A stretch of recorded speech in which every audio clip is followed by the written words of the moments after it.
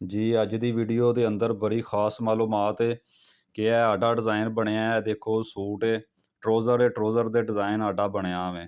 ਇਸ ਡਿਜ਼ਾਈਨ ਨੂੰ ਪਾਂਚੇ ਤੇ ਲੈ ਕੇ ਆਣਾ ਵੇ ਔਰ ਇਹਦੀ ਕਟਿੰਗ ਦਾ ਮੈਂ ਤਰੀਕਾ ਦੱਸਾਂਗਾ। ਇਹਦੇ ਅੰਦਰ ਮੁਕੰਮਲ ਘੇਰ ਵੀ ਖੁੱਲਾ ਔਰ ਪਜਾਮਾ ਵੀ ਪੈਂਟ ਪਜਾਮੇ ਵਾਂਗੂ ਬੈਠੇਗਾ ਔਰ ਇਹਦੇ ਕਟਿੰਗ ਦਾ ਮੁਕੰਮਲ ਤਰੀਕਾ ਦੱਸਾਂਗਾ।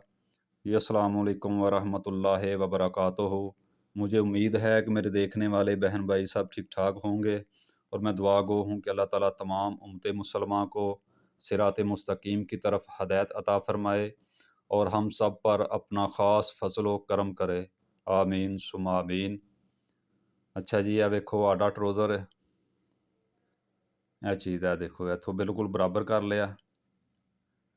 यह पीस ਇਹਦਾ 40 इंच ਇੰਨਾ ਹੀ ਇਹਦਾ ਘੇਰ ਬਣੇਗਾ। ਇਹਨੂੰ ਪ੍ਰੈਸ ਕਰ ਲੈਣਾ ਕੱਪੜੇ ਨੂੰ, ਇਹਦੇ ਵੱਟ ਛੱਟ ਸਾਰੇ ਕੱਢ ਲੈਣੇ ਨੇ। ਜਿੱਥੇ ਵੀ ਵੱਟ ਹੋਣ ਫੋਲਡਿੰਗ ਵਾਲੇ ਉਹਨਾਂ ਨੂੰ ਕੱਢ ਲੈਣਾ ਤਾਂ ਕਿ ਟਰੋਜ਼ਰ ਦੇ ਅੰਦਰ ਕੋਈ ਕਮੀ ਪੇਸ਼ੀ ਨਾ ਹੋਏ। ਸਿਲਾਈ ਕਰਕੇ ਬਿਲਕੁਲ ਐਗਜ਼ੈਕਟ ਜਿਹੜਾ ਨਾ ਉਹ ਬੈਠੇ।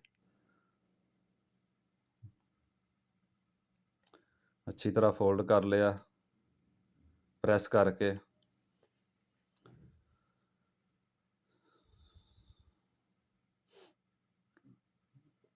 वीडियो पसंद आए तो लाइक किया करें, शेयर किया करें, हमारे चैनल को सब्सक्राइब करें मज़ीद नई वीडियो देखने के लिए। अच्छा जी, यह वेखो ਇਹ ਪਾਂਚੇ ਵਾਲੀ ਸਾਈਡ ਹੈ ਆਡੀ, ਇਹਨੂੰ ਇੰਜ ਫੋਲਡ ਕਰ ਡਬਲ ਕਰ ਲੈਣਾ। ਇਹ 4 ਹਿੱਸੇ ਹੋ ਗਏ ਨੇ ਇਹਦੇ। ਤੈ ਇਹਦੀ 4 ਤੈਵਾਂ ਲੱਗ ਗਈਆਂ ਨੇ। ਇਹ ਦੇਖੋ ਕੰਨੀ ਨਜ਼ਰ ਆ ਰਹੀ ਹੈ, ਪਤਾ ਚੱਲ ਰਿਹਾ ਕਿ ਆਡੀ ਸਾਈਡ ਕਿਹੜੀ ਹੈ ਔਰ ਸਿੱਧੀ ਕਿਹੜੀ ਹੈ। ਇਹ ਆਡੀ ਸਾਈਡ ਹੈ। ਇਹ ਦੇਖੋ ਇੱਥੋਂ ਇਹ ਪੀਸ ਪਹਿਲੇ ਉਤਾਰ ਲੈਣਾ ਜਿਹੜਾ ਅਜ਼ਾਫੀ ਹੈ। ਇਹ 2 ਇੰਚ ਦਾ ਪੀਸ ਉਤਾਰ ਕੇ ਕੰਨੀ ਤੋਂ ਹਟ ਕੇ ਇਹ ਵਾਲਾ ਮੈਂ ਚਾਕਾਂ ਤੇ ਇਸਤੇਮਾਲ ਕਰਾਂਗਾ। ਘੇਰੇ ਚਾਕਾਂ ਦੇ ਇਸਤੇਮਾਲ ਹੋ ਜਾਏਗਾ ਇਹ ਵਾਲਾ ਪੀਸ। ਇਹ ਪਹਿਲੇ ਕੰਨੀ ਕੱਟ ਲਈਏ। ਠੀਕ ਹੈ ਜੀ, ਇਹ 2 ਇੰਚ ਦੀ ਪੱਟੀ ਉਤਾਰ ਲਈਏ ਕਿ ਇਹ ਜ਼ਾਇਆ ਨਾ ਹੋਏ, ਇਹ ਸਾਡੇ ਚਾਕ ਤੇ ਲਾਉਣ ਦੀ ਕੰਮ ਆਵੇਗੀ। ਲਓ ਜੀ, ਇਹ ਹੁਣ ਇੰਨਾ ਫੋਲਡ ਅਸੀਂ ਕਰ ਲੈਣਾ। ਇੱਥੋਂ ਲੰਬਾਈ ਦਾ ਅਸੀਂ ਹਿਸਾਬ ਲਾਣਾ ਕਿ ਸਾਨੂੰ ਲੰਬਾਈ ਕਿੰਨੀ ਚਾਹੀਦੀ ਹੈ। ਇੱਥੇ ਸਾਡੀ ਲੰਬਾਈ ਆ ਰਹੀ ਹੈ, ਇਹ ਨਿਸ਼ਾਨ ਲਗਾ ਲਿਆ। ਇਹ ਪਾਂਚਾ ਅੰਦਰ ਫੋਲਡ ਹੋਏਗਾ ਇੰਨਾ। ਇਹ ਦੇਖੋ ਜੀ, ਚਾਕ ਵੀ ਉਸੇ ਕਲਰ ਦਾ ਸੀ। ਇਹ ਦੇਖੋ ਜੀ, ਇਹਨੂੰ ਇਸ ਤਰ੍ਹਾਂ ਹੁਣ ਫੋਲਡ ਕਰ ਲਿਆ। ਇਹ ਸਾਡਾ ਪਾਂਚਾ ਅੰਦਰ ਫੋਲਡ ਹੋਏਗਾ। ਇੱਥੋਂ 2.5 ਇੰਚ ਦਾ ਨਿਸ਼ਾਨ ਲਾ ਲਿਆ ਸਾਈਡ ਤੋਂ। ਇਹ ਦੇਖੋ ਅੱਗੇ ਅਸੀਂ ਪਾਂਚਾ ਰੱਖਣਾ ਵੇ। ਜਿੰਨਾ ਪਾਂਚਾ ਤਿਆਰ ਹੈ ਉਹਦੇ ਤੋਂ ਅਸੀਂ 1.5 ਇੰਚ ਜ਼ਿਆਦਾ ਰੱਖਾਂਗੇ। 6 ਇੰਚ ਪਾਂਚਾ ਤਿਆਰ ਹੈ ਤੇ 8 ਇੰਚ ਰੱਖੇ।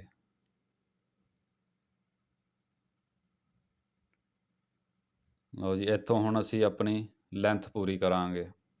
ਜਿੰਨੀ ਟਰੋਜ਼ਰ ਦੀ ਲੈਂਥ ਹੈ ਲਾਸਟਿਕ ਦਾ ਮਾਰਜਨ ਛੱਡ ਕੇ ਤੇ ਉੱਥੇ ਅਸੀਂ ਇਹ ਲਓ ਜੀ 35.5 ਇੰਚ ਲੈਂਥ ਸੀ, 38 ਇੰਚ ਰੱਖਿਆ। ਠੀਕ ਹੈ ਜੀ, ਇਹ ਸਾਡੀ ਲੰਬਾਈ ਹੈ। ਇਹ ਦੇਖੋ ਇਹ ਉੱਪਰ ਲਾਸਟਿਕ ਵਾਲੀ ਸਾਈਡ ਹੈ 14 ਇੰਚ। ਇਹ 4 ਪੱਲੇ ਨੇ 14 ਇੰਚ ਤੇ ਅਸੀਂ ਇਹਦੀ ਕਟਿੰਗ ਕਰਾਂਗੇ। ਇੱਥੋਂ ਅਸੀਂ ਹੁਣ ਇਹ ਘੇਰ ਹੈ, ਇਹ ਦੇਖੋ 20 ਇੰਚ। ਇੱਥੋਂ ਆਸਨ ਰੱਖਾਂਗੇ 16 ਇੰਚ ਆਸਨ ਇਹਦੀ। 16.5 ਤੇ ਆਸਨ ਦੀ ਕਟਿੰਗ ਕਰਾਂਗੇ। ਇਹ ਨਿਸ਼ਾਨ ਇੱਥੋਂ ਹੁਣ ਇਹ ਦੇਖੋ ਇਹ ਨਿਸ਼ਾਨ ਲਗਾ ਲਿਆ ਇਸੇ ਤਰ੍ਹਾਂ ਜੀ। ਇਸ ਤਰ੍ਹਾਂ ਨਿਸ਼ਾਨ ਲਾ ਕੇ ਇਹ ਦੇਖੋ ਇੱਥੇ ਵੀ ਚਾਹੋ ਤੇ ਨਿਸ਼ਾਨ ਲਾ ਸਕਦੇ ਹੋ। ਇੱਧਰੋਂ ਇਸ ਤਰ੍ਹਾਂ ਨਿਸ਼ਾਨ ਲਗਾ ਲੈਣਾ ਹੁਣ ਪਾਂਚੇ ਦਾ। ਇਹ ਨਿਸ਼ਾਨ ਲੱਗ ਗਿਆ। ਇਹ ਲਓ ਜੀ, ਇਹ ਵਾਲਾ ਨਿਸ਼ਾਨ 2.5 ਇੰਚ ਦਾ ਇੱਧਰ ਲਾ ਲੈਣਾ ਹੈ। ਇਹ ਦੇਖੋ ਆਸਨ ਤੋਂ, ਇਹ ਦੇਖੋ ਇੱਧਰੋਂ ਆਸਨ ਤੋਂ ਇਹਦੇ ਕਰੀਬ ਜਾ ਕੇ ਥੱਲੇ ਉਹਦਾ ਨਿਸ਼ਾਨ ਲੱਗ ਗਿਆ, ਉਹਦੀ ਸ਼ੇਪ ਦੇ ਲੈਣੀ ਹੈ ਜੀ।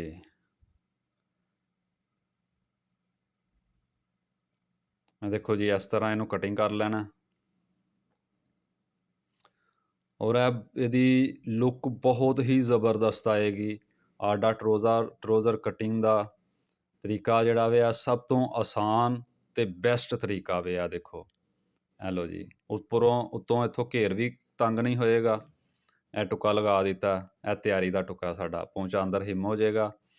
ਇਹ ਸਭ ਤੋਂ ਬੈਸਟ ਤਰੀਕਾ ਹੈ, ਪਰਫੈਕਟ ਤਰੀਕਾ ਵੇ। ਟਰੋਜ਼ਰ ਵੀ ਸਹੀ ਬੈਠੇਗਾ ਔਰ ਪੈਂਟ ਪਜਾਮੇ ਦੀ ਤਰ੍ਹਾਂ ਬੈਠੇਗਾ ਔਰ ਡਿਜ਼ਾਇਨ ਵੀ ਬਿਲਕੁਲ ਬਰਾਬਰ ਆਇਆ ਵੇ, ਕੋਈ ਕਿਸੇ ਕਿਸਮ ਦਾ ਇਹਦੇ ਵਿੱਚ ਹੇਰ ਫੇਰ ਨਹੀਂ ਹੋਏਗਾ ਜੀ। ਤੇ मैं उम्मीद करता हूँ आपको वीडियो पसंद आई होएगी। पसंद आए तो कमेंट ज़रूर किया करें। अपनी दुआओं में हमें याद रखेंगे। मिलेंगे अगली वीडियो में, तब तक के लिए हम और आप सबका अल्लाह हामी व नासिर हो। अस्सलामु अलैकुम वरहमतुल्लाहि वबरकातुहू।